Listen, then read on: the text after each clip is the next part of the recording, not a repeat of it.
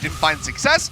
Unsurprising to go ahead and see that Spirit will be coming back through for the squad. Hanwha Life, though, can they pull off this reverse sweep in this best of 3? We're going to find out as we start off with the pick and ban, and yet again, unsurprisingly, it will be the Lucian taken away. And side selection went over to Hanwha this time around. So they were games 1 and 3 by the looks of things, which is why they have stuck to the blue side.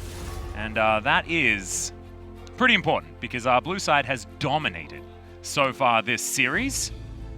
That is going to be Lucian and the Syndra taken away. Akali going to be the answer. A blue side ban this time around as we see what Afreeca is going to do. I definitely want them to ban different stuff. Which stuff that's going to be is going to be the real question here, as Cassiopeia is still denied from Lava. Of course, denied from Lava and Tempt. I think it's the flexibility of that pick that can be the real issue here. And then Nautilus, the final ban here from the side of Hanwha Life for the first round. See what Afreeca wants to do to round things out, whether or not they want to try to take the Misfortune off the board. Lava had a very good game with that pick, and that will in fact be MF ban here at the end. Yeah, I like that. Just definitely mix it up, make sure that something different is going to have to be picked. Having a look down the line as far as the power picks that are still left available, Elise is the choice here for Haru, certainly an old favorite for him. Was often picked into him because it was around the meta where the Rengar was so strong that Haru really made his name for himself. And it was often spiders and cats running around in the jungle. As Keen, what is going to be the first round of picks here? Could be just the Lovers Duo. Something that Afreeca Freecs could do if they would like to. But Zai hasn't been seeing a lot of success, so I wouldn't be overly psyched about it. However, still going to happen. One thing that was banned throughout the first 2 games that has made it through is the Yuumi. Oh, true. Without the MF, I'm not sure if the Yuumi is going to have as much pressure on it to be picked up because you like that little bit of synergy, but we'll have to see. The other thing is the Quinn is still around. That is also true. So that wombo combo of the Yuumi Quinn that Cuvée and Lehens made work so well, mostly Lehens, to be honest. It was more like Cuvée was just flying Lehens around They as could a go for that right now. Tactical nuke, and that's exactly what I was bringing it up for. Let's see whether they do decide to just drop it immediately or whether they have some different technology to show us. Oh, Pantheon. Okay. So has made it through. So we'll go ahead and pick that up. And I'm sure you guys can hear the Korean commentators in the background. Mouths agape at the moment as the Heimerdinger does come through for Lava again, who has been playing that one to a T. Is it agape or is it agape? Agape, the Overwatch player. I love how this is an in-joke that absolutely no one is going to get. It's that one guy on Twitter, though, who's very angry that we've talked about. We've made Overwatch references. Yeah. He's really angry now. And to you, I say, get over it, sir. That was our friend Wolf. Wolf Schroeder, your co-commentator over in the Overwatch League. Oh, not him. Someone genuinely was mad on Twitter. Really? That because actually happened? I made some Overwatch references in Game 1. No. As okay, that's a Rakan locked in. So the Lovers Duo, an understandable one. Some laughs coming out from the crowd here. I'm not entirely sure what the funnies were that were spouting out of our Korean casters that are still able to stay entertaining at close to 2 a.m. Huge shout out to those guys. And as you mentioned before, massive props to our production staff that have had so many issues to deal with and are still here working diligently on making sure that everything does come to fruition between Hanwha Life and the Afreeca Freecs. It is Morgana being taken away here just to make sure that the denial of the engage from the Rakan isn't super easy. Rumble going to be banned. Just a respect ban here on Hanwha's side. Tempt, of course, was the one that made it look so incredibly smooth. We'll see who's going to be piloting the Pantheon. Something Cuvé's been playing a lot in solo queue, but can, of course, be flexed around. Senna taken off the board here.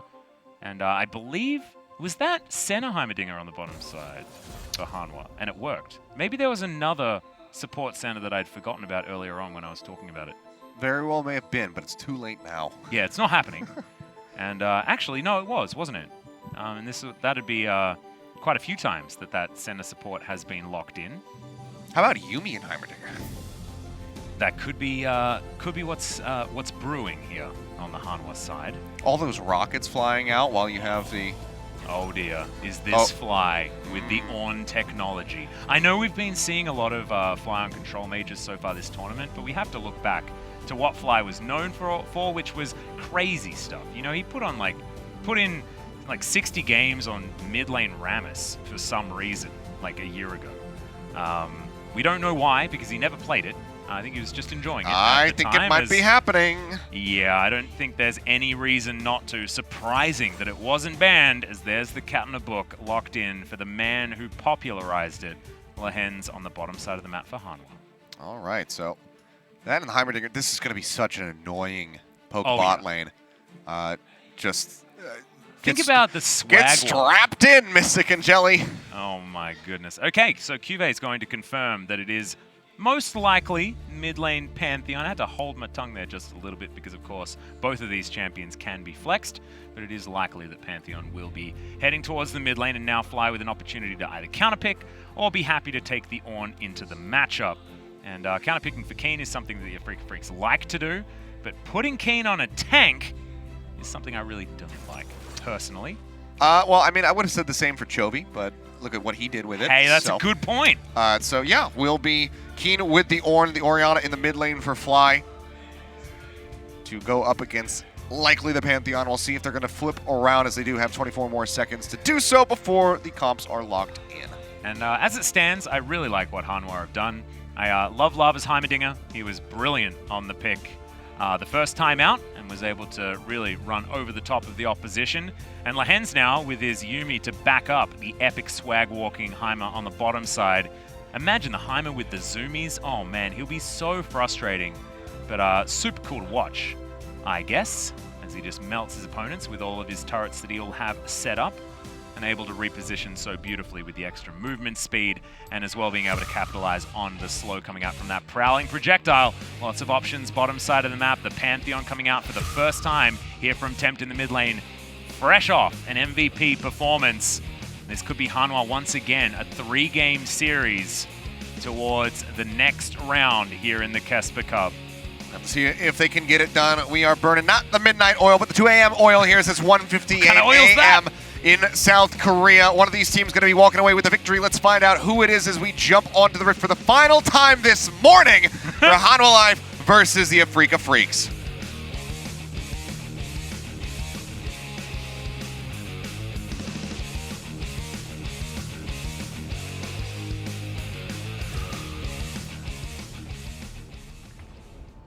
Hanwha, 하나 둘 셋. Hanwha Live fighting. Where do I go after that? What do I do? That's what I want to do. Come on, mate. It's your turn. Oh gosh. Afreeca Freecs, 하나 둘 셋. Afreeca Freecs fighting. I don't know what accent that is, but it's an accent. I knew I could try to do the accent, but my brain was trying to work out what it was first, and so I missed the start of the chant. I apologize. I just didn't even worry about what it was. It just happened. It just came out of me. It was good. I was into it. Okay, let's see how this early game is going to pan out. A very standard composition here from Afreeca. They've got the front line, they've got the initiation in the Ornn, and of course the Rakan, who can help with that initiation, despite not being necessarily a front line, as alcove turrets to come in here from Lava. Yeah, Afreeca has the kind of composition that I'm used to seeing before all the mage bot stuff really started coming to fruition. Yep. So this is like the majority of my League of Legends career on the right, and then the left is just the nonsense that is taken over. Yep. We've got like cats on books, weird engineers hanging out with them as well. It's fun Bottom stuff. lane, it's very, very strange. I'm all about it, personally. Plus, there's now a Pantheon, and he's quite different. Yeah, that's very true.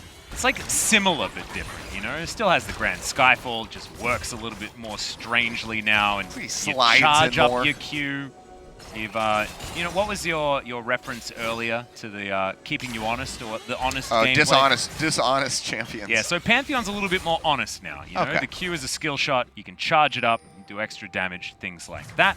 Wonderful. I haven't played a whole lot of him, largely because he was on permaban status, and then we haven't seen too much of him so far. But a lot of the players here in the LCK and the KeSPA Cup now, of course, have been utilizing a lot of that. The Pantheon. Keen gonna build himself an item. Only has 3 CS, but still puts himself together a Doran's shield. As of course, so you can grab yourself, I believe, a control ward in the early game is something that we saw previously, but I don't know where he put it, to be honest. So maybe he didn't do that. Yeah, don't see it anywhere on the map. Yeah, where it I believe it's been cleared out. It's like he built something. It's just confusing as to what it was. So Bellow's Breath is going to deny the pullback, but a lot of damage still here from KeSPA. Yeah, that's kind of how these trades are going to go. Even if you deny the CC, it's just more time that KeSPA is going to have to beat the crap out of you. Because you're not moving very quickly. Over the wall comes Spirit. Going to be able to find Haru. Yep, goes invisible as Haru. Now trying to find a cocoon and does get it, but just gets himself the heck out of there as Tempt has jumped onto Fly. Throws up the shield there as well. Going to deny all of any return damage attempt that Fly didn't even go for. Good trade there for Tempt in mid. Minor chip damage so far from Lava. As we begin, Haru's going to rotate down to the bottom side of the map. Do they actually want to go for a dive this early in? It's just 3.5 minutes. Level 3 not yet there for Ben. Who, of course, has been subbed in. We had wow, okay. Yeah, there we go. the wrong name in the pick and ban overlay. Lava going to be throwing down those turrets, tosses out the rockets. Trying to trade a little bit back, but it seems like this is just going to have to likely be the recall completed for Haru. As the minion wave's quite far away. Yeah, we apologize for not picking up on that one. Of course, didn't get a graphic or anything like that. Mystic and Ben, old teammates from a couple of years ago, now reunited as that cocoon is going to smash that minion. Okay. There's double teleports flying forward. Ben doesn't get the grand entrance, though. And now Tempt down here, joins his friends, and leaves immediately. It's going to be one of these games, Atlas. It is feeling like one of these games. It's like both of the teams have decided to do the losing side of their respective losses, which is not so great. I would have preferred to see the other way for the high-level League of Legends, but it's still very early days in the game, very late days when it comes to the state of the broadcast, so you can understand some fatigue setting in here for these players. In fact, you could have understood it 6 hours ago. It's all just in the eye of the beholder. This could be a very early state of the day as well. That's very, very true, and given the internationality of our broadcast and our viewers, I'm actually quite unsure about when you started watching and what time it is now, but I imagine that the times of day have changed drastically quite a few times. Yes, it has. Yeah. In fact, Kilios was just enjoying a night at home and is now working and has been here for quite some time. That's quite all right with me. I appreciate it a lot, my friend.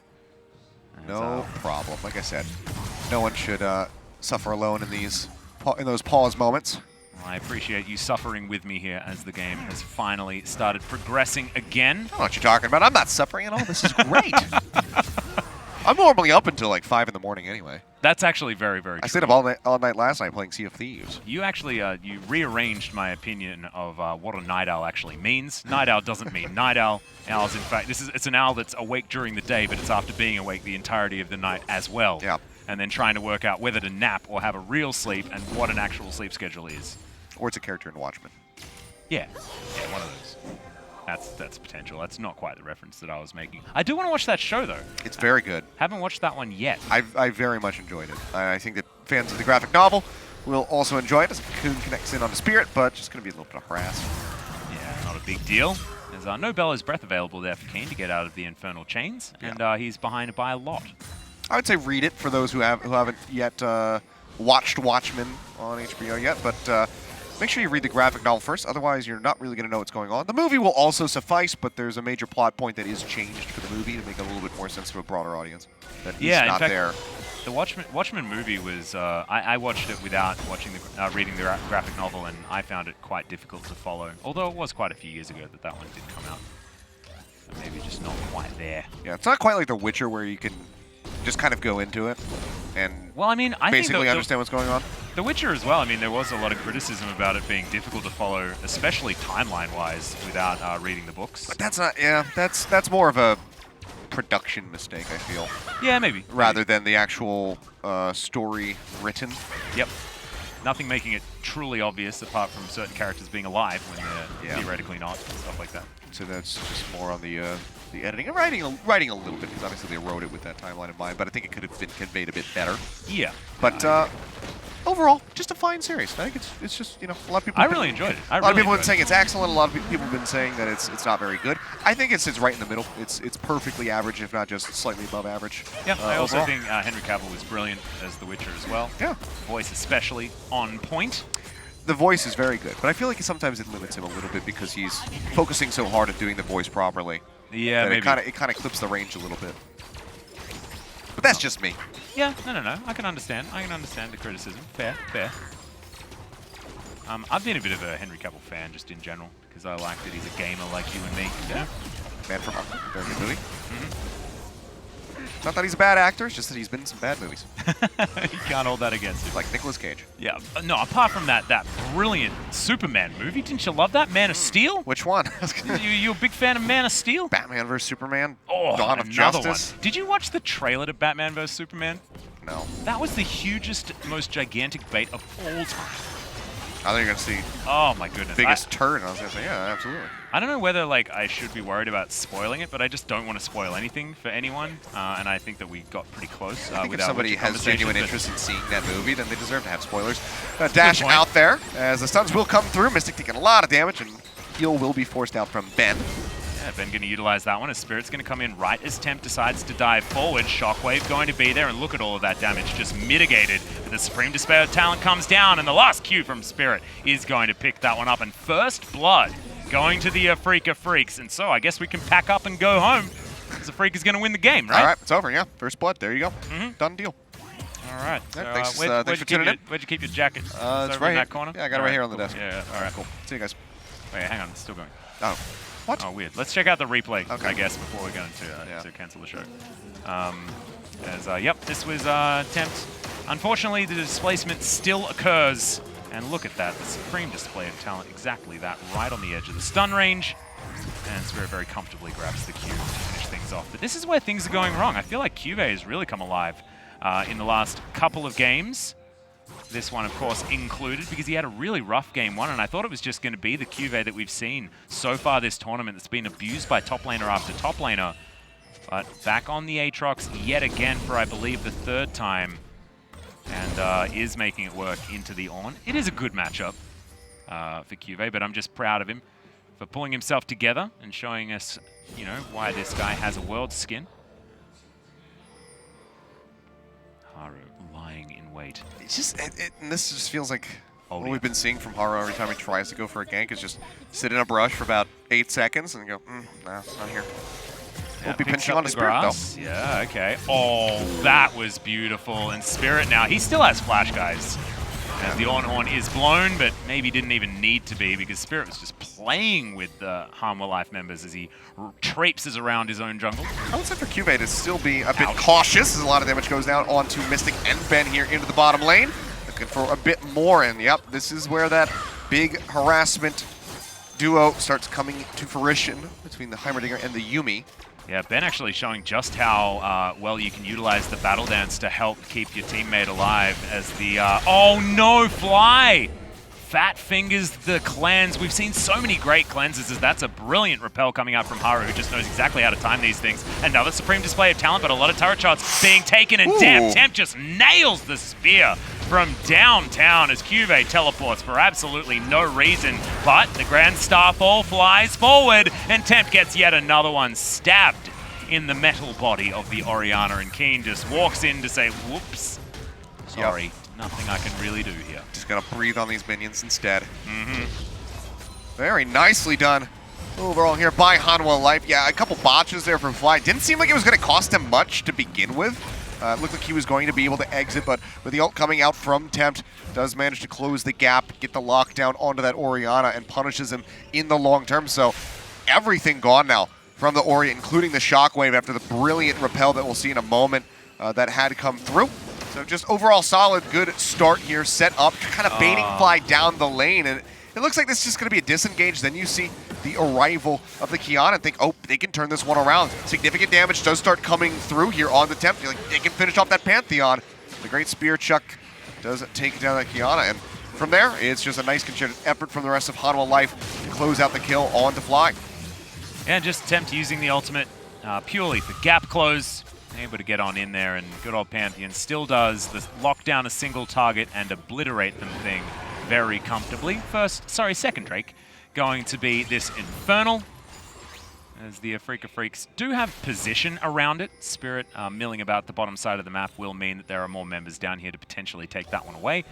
Looks like Shelly might be on the mind of Haru, who will spot this ward at the back of the pit, assuming he is going to go far enough to find it.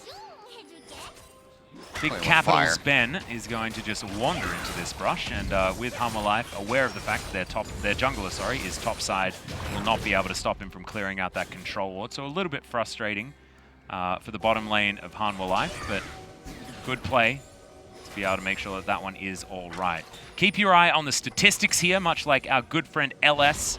I hope he's sleeping now, or at least feeling better, as he likes to say, as he likes to check. 148 on the damage number here, as Spirit is and 150 for the Xayah as we take this one down. 156, 6 AD. That's all right. Yeah. There'll be Cloud Rift coming through. It will. And extra movement speed now available in this jungle, and might actually help Spirit out a lot, as he has been really messing with people with the added movement speed already from his Q. Now going to have more options with the Cloud Rift available as well. And gets a spray of missiles over the top as Shelly is going to arrive here. Have fun clearing this one, Keen. Yeah, well, I mean, Ornn does have a few options, this one being one of them, as he misses the boot back on his Ram. We're getting rid of the minion wave, no problem. Crypt Herald will just be going lower and lower, but majority of the damage going to be dealt to the tower. Now, ticking lower. Do they want to go for this now? The Infernal Chains do not connect. Yeah, Bellow's Breath pretty good at denying the CC. Doesn't get the shield anymore, but thankfully the Unstoppable is back as the Cocoon goes very wide, and that's an exhaust to come through. Keen waiting for Spirit to get here, maybe a little bit mistimed, but now Keen going to join the chase. World Ender comes down, Spirit goes invisible and leaves. Second time that we've had some mounting excitement that just kind of falls flat. First tower, however, will go down into the bottom lane. Just Lava and Lehens steadily chipping away at that. Finally do claim it, and the second one is pretty much prepped for Hanwha Life to claim in the top side of the map, so can give them a very nice early gold lead for themselves. I say, not really. Never mind. We're at 15 minutes already. Kind of breezed by. Yeah, it really has. Time flies when you're having fun again. Yeah, there's not been that much. Action in this game compared to the first two, and oh boy, man, we've been having so much fun then, given how much time has gone by. I know. This is what happens. You know, it feels like a breeze. Good answer. We're going on like what, 10 hours? You are. Yeah, since the start of the show. I've been here for over 4. Okay. So it's really starting to tick up, as it is 2:13. I arrived at 3 p.m. the previous day. Oh, yeah. Approaching 12 hours. Yeah, we are approaching 12 hours. But that is 2 hours in lieu of the broadcast. Sure. So, you know. Not 12 hours of working. Yeah. Plus the breaks. Yeah.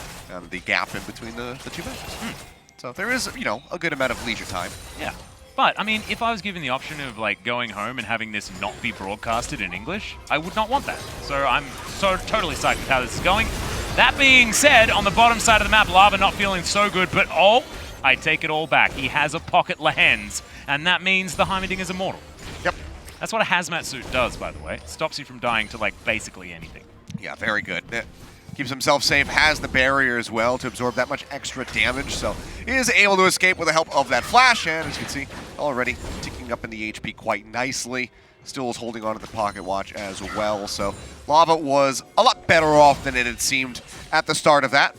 Yeah, didn't even need to check the time. He was just absolutely sure that he was going to get where he's going at exactly the time he wanted to. It's one of those points where you don't want to know what time it is, you just know it's late. All you know is a wizard. Yeah. Because a wizard is never late. Good point. He arrives precisely what he needs to. And I had to finish the quote. I don't know whether I really needed to, but it's all right. Ashley's watching from home. Ashley's watching from home, but she really she needed that. Because she's in New Zealand, is that why? No, she's a huge fan of Lord of the Rings. Okay, thank goodness. Because she's in New Zealand. Yeah. I was like, I feel like you're making some assumptions. Oh my goodness. No, yeah, she just very much, like myself, enjoys some loader. And I've spoken to her about some it as well, but I just really like bringing up the fact that she's also from New Zealand. Can we get a battle for Middle-earth 3? Why isn't that? Out of all of the relatively poor Lord of the Rings games that we've had over the years, wasn't the MMO pretty good? It was fine. I never played it, but I heard decent things. It was fine for, you know, what you would anticipate a Lord of the Rings MMO to be. It was, you know, I would say maybe better than anticipated. And yeah, what was that other one? The Shadows one, the one where you're like you're a ranger. Those are good. Those ones are good. But the Shadow of Middle Earth. I need to actually, play those. Now that I'm thinking about it, there's actually more good Lord of the Rings games than there are bad ones. But the ones that are bad are just kind of. And the initial ones, like the first Lord of the Rings games that came out. Oh, with the movies? My goodness. Phenomenal. Can we get a remaster of those? Two Tower and Return of the King remaster? That'd be great. Oh dear. I loved playing those on the PS2 and the GameCube. There was, I don't know, I just found that they were all the same color. Like everything was just that same shade of greeny brown. And I was like, I've just had enough. But it was the most fun shade of greeny brown. This isn't shades of red soon, though, admittedly. Yeah. And a bit of blue. We'll see which one is going to leave the rift first. I was playing blood, but you're right. There are two teams here. I mean, maybe there are people that are watching this somehow with it recreated on the Chinese client, where there is no blood. Possibly.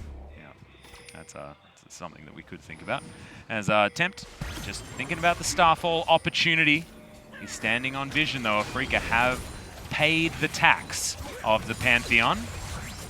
The Hanwha have made it pretty dark pretty quickly as I start talking about it. This game is so close, though. It is what happens. I feel like you have stomp, stomp, and then close game, as both of the teams are feeling the pressure. Attack dissonance from Fly is going to confirm the blue buff does belong to him, and you can see Afreeca utilizing this Cloud Rift effectively to change positions as they make their way through these choke points. Maybe not good enough just yet, as Kane able to soak a lot of damage. Not who you want to cocoon. No. Again, this is very much like we would see in the game just a couple days ago with Jovi getting hooked in by Blitzcranks and whatnot. You don't typically want to grab the Ornn. Tempt still cheating up around the wall. They do get a lot of damage dealt onto Keen, so he's going to be channeling that recall. And it could be a mild opportunity for the Drake, but given that he's got teleport online, it seems like Conor Life, making the right decision, assessing that it is a bit too risky to try to start that one up right now, so we'll just go ahead and peel back, but this is going to allow for Afreeca to push up into the enemy jungle again and get that counter vision established so they themselves can try to net the second dragon of the game. Spirit is so sneaky. Their second dragon, I should say. He's being that ward. Don't do that. That's a teleport. So, of course, QV couldn't cancel. It's not like he was backing and shopping right in front of 4 people. Grand entrance was a little bit too delayed, though, and Afreeca will pick up their second Drake for this one. Earth, Wind, and Fire once again. Let's groove, everyone. Not September, so couldn't make that reference, but thankfully I have another Earth, Wind, and Fire song to bust out. I mean, you can say, do you remember the 31st morning of December? I guess so. And I do. Don't worry. I definitely do remember that one. See if you still remember it in the morning. Well, I mean, after you sleep. Yeah, I know. It is very confusing. I'm glad that you managed to get the intro perfectly right, as our last game of the morning is precisely what we're in, but it is not going to be the last game of the day. Our next one is, in fact, going to be coming in just under 14 hours or something like that, 15 hours? Yeah, and unlike us, Cloud Templar and all the other Korean casters are going to have to be back here. Yeah, they're coming back. I mean, we don't know for sure yet. I mean, we assume LS is not feeling super well. That's why he had to leave the broadcast. It's not like he intentionally left me on my own or anything like that. He was suffering considerably from his eye condition, which really threw him through a loop. And so, yeah, hopefully he's going to be on the mend and well and truly back here to commentate tomorrow, because tomorrow is going to be one treat of a day. Oh, yeah. With the games that we have available. I was initially, quite envious, but now I'm okay with taking a day off. Understandable. For that show. And I'm not taking a day off, actually. Yeah. Because I'm here. Yeah, you are working on this. Technically 4 days in a row. You and I had to both work on New Year's Eve. We did. There we go. QV in a lot of trouble right now. It would seem he does have the flash available, but here comes the engage. Yeah, the quickness. Is he going to be quick enough? The answer is no. And QV's going to make it out just fine. Ooh, nice grenade. Very nice stun. The rockets. Oh, that's a fear flash. That was a fear flash right there, guaranteed. But there was vision over the wall, so theoretically another one of these skill shots could have landed, and the flash not being utilized by Spirit. Wow, that's just disgusting on this pick. Alongside Lehens as well, as he stopwatches the ultimate from the Orianna very, very well. The zoomies were almost enough, but now Lehens finds himself by himself. You and me almost able to activate, and now it's Tempt's turn to be taken down by this wrecking crew of the Afreeca Freecs. The Orianna grabs 3 revenge kills, and will set herself up for a much better mid-game than what we were anticipating from the Afreeca Freecs mid lane. Yeah, absolutely huge. Still. How did I forget Shockwave, by the way, in the middle of that team fight? Don't worry about it. It's 2 a.m. Disaster. Huge turnaround here for the Afreeca Freecs, getting that triple kill for Fly. Now going to be starting up with Baron, and there's no way to contest this for Hanwha Life. So big boon for them to keep surging forward. You can see Haru doing what a little spider can, has the next wave catching up, so can continue to push around that bottom side, but with the faster recalls from the Baron buff, it seems like he'll just barely be able to finish this one off. TP going to be coming through. Can he cancel it? Yeah, just keep attacking it. Actually waits for it to come through there as Mystic now wants to try and kill Haru. I'd say that was a little bit questionable, but seems like he will be able to roam back, or maybe he was waiting for KeSPA to arrive to try to bait in for a kill. Either way, takes a bit too much damage from Mystic, who's got a lot of crit. And now they're on the hunt. He had a lot of cloaks, but now the Molten Edge is picked up as well. Spider is looking for a little birdie snack. Oh, we can see it. The flash over to Guarantee. As now KeSPA is going to join in. But the Infernal Chains tether's pretty damn good. As Ben gonna get a double knock-up here, and the rest of the team comes through. Two-man Shockwave, really nicely done. As the Supreme Display of Talent also did a whole lot of work, and you can see double kill. Now in for Spirit, that Louis Vuitton shining after that one. Yep. Chasing forward, still trying to close the distance here on Haru. Seems like he very well may be able to do so. The Rebel is going to go up, but he's only got one place to come back down. He's got no HP, so still getting some more blood splattered all over that nice Louis Vuitton gear. Exactly, and that's what happens when you put a spider on a trampoline, guys. It goes up and then just immediately. That's going to hurt any potential resale value. Yeah. It's actually not true. Repel has a really large range of maneuverability, but that was a trampoline maneuver. Yeah. Analogies have really taken a turn, I think. Are they the first things to go? Probably not. They are certainly one of them, though. Keen here is going to get a knock-up onto no one, but makes the escape there. The Searing Charge.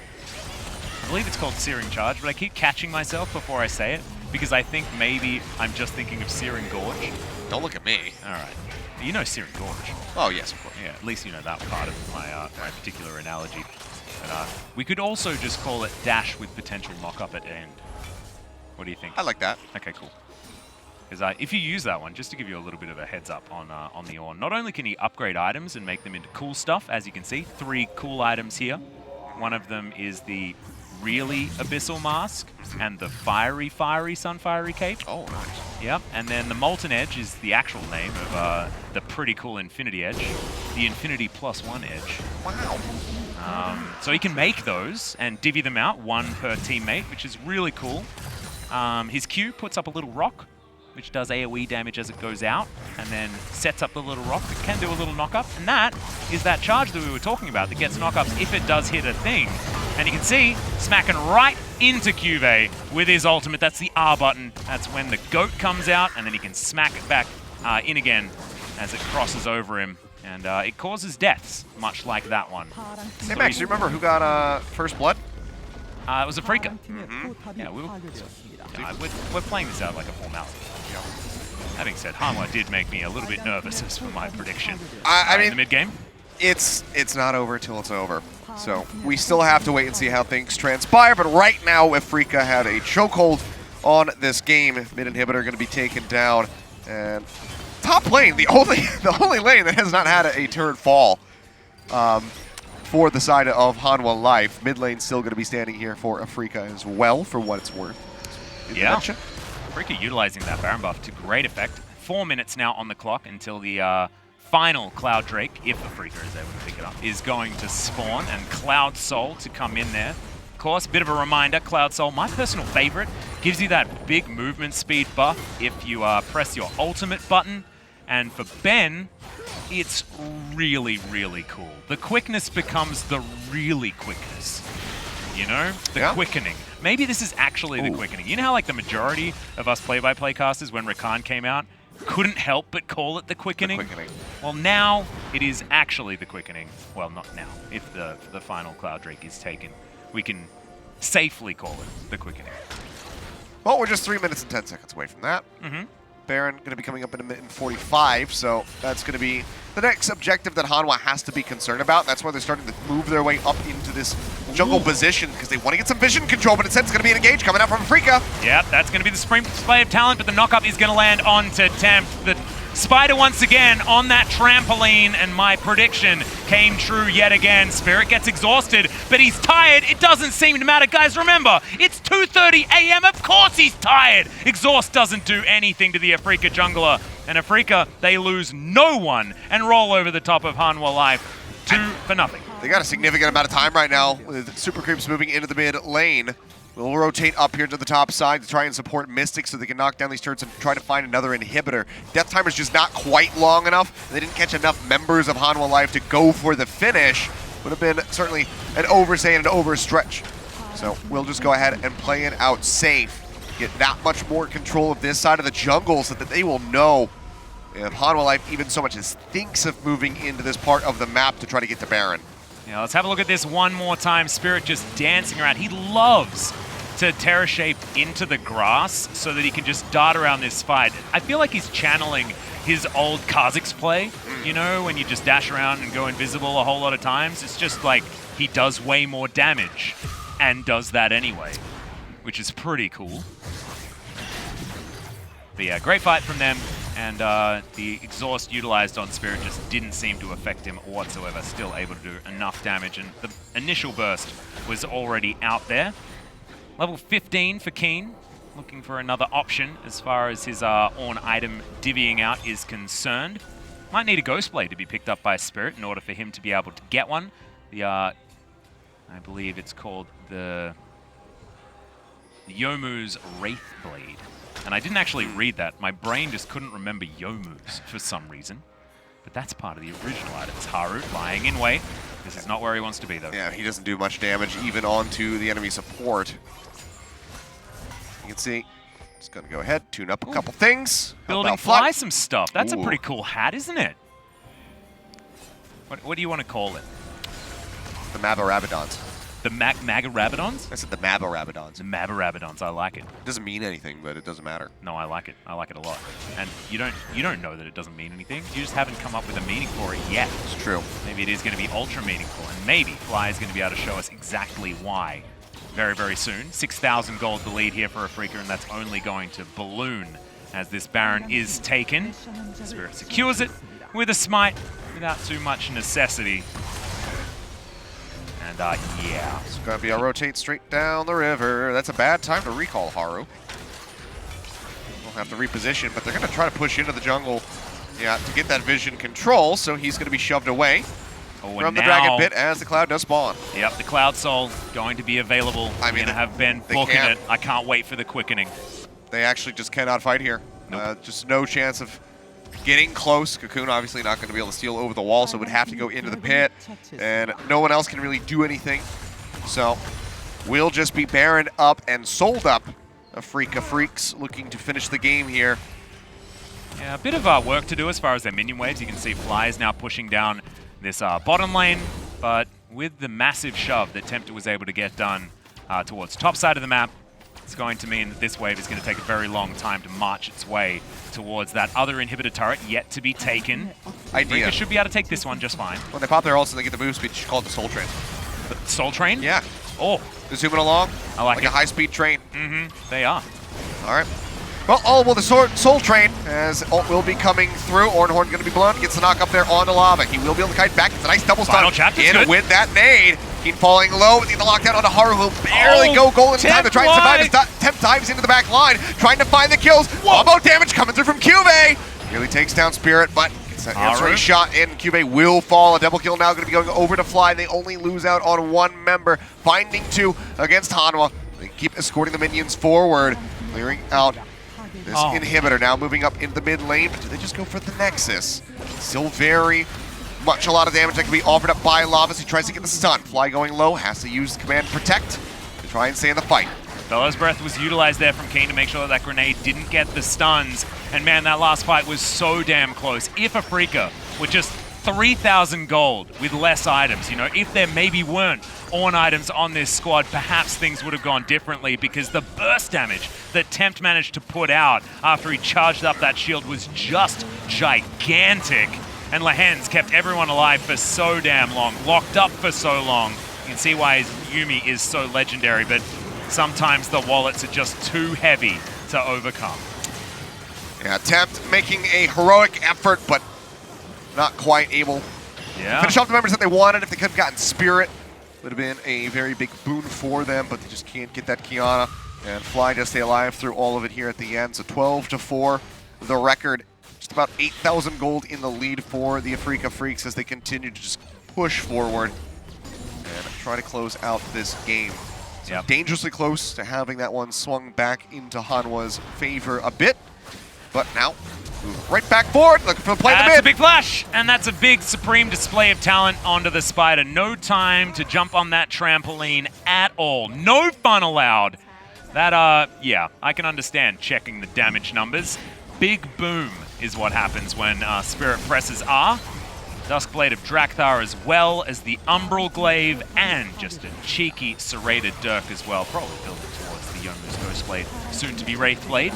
But also soon to be end of the game now as the final shove is looking to come in here. Very standard composition from the Afreeca Freecs, and now it may have reached its fruition. Knock-up possible, is going to find it there on Keen's side as the Starfall gets tempted to the back line yet again. The shield is set up, a fair bit of damage available. He does have the Guardian Angel, but I have a feeling this is a see your death moment. He flashes over to Spirit, but Spirit's used to dancing around these fights, and the 50 gold will go